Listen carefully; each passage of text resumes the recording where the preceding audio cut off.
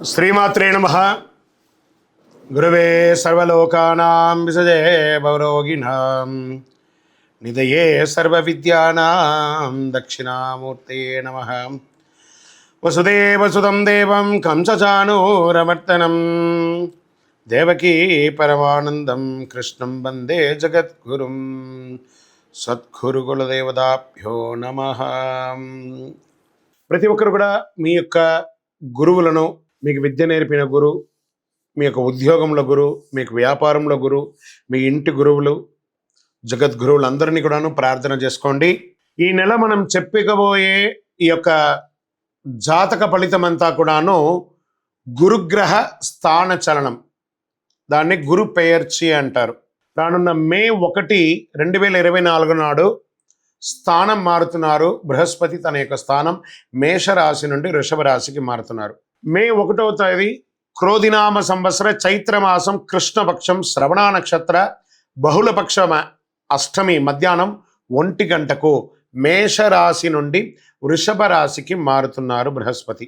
ఈ యొక్క బృహస్పతి యొక్క అనుగ్రహంతో ఈ 12 రాశుల వారికి, ద్వాదశ రాశుల వారికి ఈ సంవత్సరం ఎలా ఉండబోతుందని ఒక్కొక్క రాశిగా మనం తెలుసుకోబోతున్నాం.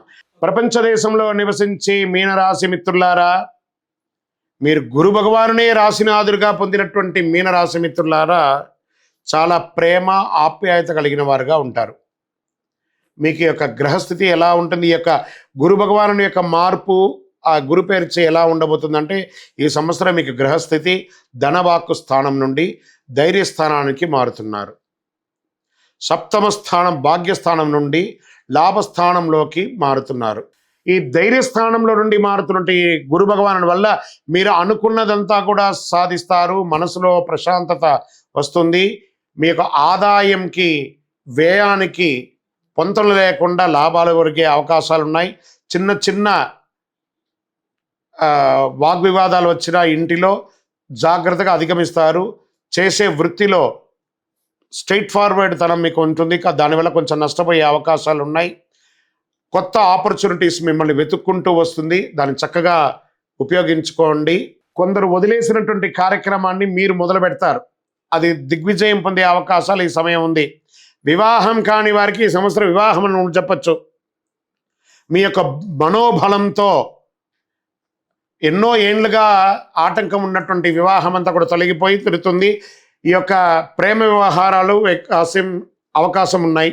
విదేశాలకి వెళ్ళాలనే అవకాశం ఉన్న వాళ్ళకందరికీ కూడా ఇది ఒక మంచి సమయం కూడా చెప్పచ్చు. అది చదువుగా ఉండొచ్చు, వృత్తిపరంగా ఉండొచ్చు, ఉద్యోగపరంగా మీకు చాలా అద్భుతమైనటువంటి విదేశాలు, సముద్రం దాటే యోగం మీనరాశి వారికి వచ్చేసింది. పూర్వీకుల నుంచి వచ్చే ఆస్తిపాస్తులు వచ్చే అవకాశం ఉన్నాయి. దాని ద్వారా కోర్టు వ్యవహారాలు ఉంటే తొలగిపోతాయి. రాజకీయ నాయకులకి మిశ్రమం, అవకాశం ఉంది, ఇబ్బంది ఉంది, అవకాశం ఉంది, ఇలా ఉన్నాయి. కార్యకర్తలని కలుపుకొని ప్రజాక్షేత్రంలోకి వెళ్ళండి, అద్భుతమైనటువంటి ఫలితాలను పొందుతారు. వ్యాపారస్తులకి మిశ్రమ ఫలితం చెప్పచ్చు. కొత్త పెట్టుబడులు ఏది పెట్టకండి, కొత్త వ్యాపారాలు ఏం చేయకండి, ఉన్నదే చాలు. తల్లిదండ్రుల నుంచి సంక్రమించే ఆస్తిపాస్తులకి కూడా ఏదైనా ఇబ్బందులు ఉంటే అన్నదమ్ములు అక్కజల్లో కూర్చొని మాట్లాడుకొని అవి కూడా పరిష్కరించుకుంటారు. ప్రయాణాలు చేసేటప్పుడు చాలా జాగ్రత్త ఉండాలి. పిల్లలకి మంచి ఆదాయం వచ్చే అవకాశాలు కనబడుతున్నాయి. ఉద్యోగస్తులకి పై అధికారుల నుంచి ప్రశంసలు, కింద వాళ్ళ దగ్గర నుంచి మిశ్రమ ఫలితాలు పొందుతున్నారు. కోర్టు వ్యవహారాలు, వాణిజ్యం ఏమైనా ఉంటే కూడా గెలిచే అవకాశాలు మిశ్రమంగా ఉంది. కొంతమందికి ఉద్యోగస్తులకి ఉద్యోగం తొలగే అవకాశం కూడా ఉంది, జాగ్రత్త. లేదా ఉన్న ఉద్యోగాన్ని వదిలి ఇంకొక ఉద్యోగానికి వెళ్ళి స్థానం చలడం మారి అలా అవకాశాలు ఉన్నాయి, జాగ్రత్తగా ఉండండి. కొత్త ఒప్పందాలకి ఏది కూడా అగ్రిమెంట్స్ వేసేటప్పుడు డాక్యుమెంట్స్ ఒక్కసారికి 10 సార్లు చదివి, బ్యాంక్ లోన్కి వెళ్ళినా, చిట్ ఫండ్కి వెళ్ళినా, లేదా ఏదైనా అగ్రిమెంట్స్ వేసినా ఒక్కసారికి ఎంట్రీ పాలసీ ఎలా ఉందో ఎగ్జిట్ పాలసీ కూడా అలా చూసుకొని బయటికి వెళ్ళండి. మీకు రావాల్సినటువంటి డెట్స్, ఆ అప్పులన్నీ కూడా త్వరగా తీరే అవకాశాలు ఉన్నాయి. మీరు ఇవ్వవలసిన అప్పులు కూడా తీర్చే అవకాశాలు కూడా సంవత్సర ద్వితీయంలో బాగా ఉంది. వాహనం నడిపేటప్పుడు జాగ్రత్త ఉండాలి. అనవసరమైనటువంటి ఖర్చులు ఎక్కువ అవుతూ ఉంటాయి. వైద్యపరమైనటువంటి కొంచెం సూచనలు ఉన్నాయి. సర్జరీలు కూడా వచ్చే అవకాశాలు ఉన్నాయి, జాగ్రత్త. ఆభరణాలు కొనే అవకాశాలు ఉన్నాయి, వాహనం కొనే అవకాశాలు ఉన్నాయి, గృహప్రవేశ అవకాశాలు కూడా ఉన్నాయి. ఓవరాల్ కళాకారులకి చాలా బాగుంటుంది, టీవీ ప్రింటింగ్ మీడియా వాళ్ళకి బాగుంటుంది, ఐటీ రంగం వారికి బాగుంటుంది, వ్యవసాయదారులకి బాగుంటుంది. అప్పుల బాధల నుంచి తొలగడానికి కాస్త స్ట్రెస్ ఉంటుంది. ఓవరాల్ మిశ్రమంగా ఉందని చెప్పచ్చు. మీ యొక్క సంపూర్ణ జాతకం మీ పరిసర ప్రాంతాల్లో ఉన్నటువంటి సద్గురువులను సంప్రదించి మీ జాతకాన్ని తెలుసుకోండి. ఇంకా మా ద్వారా తెలుసుకోవాలనుకుంటున్నారా?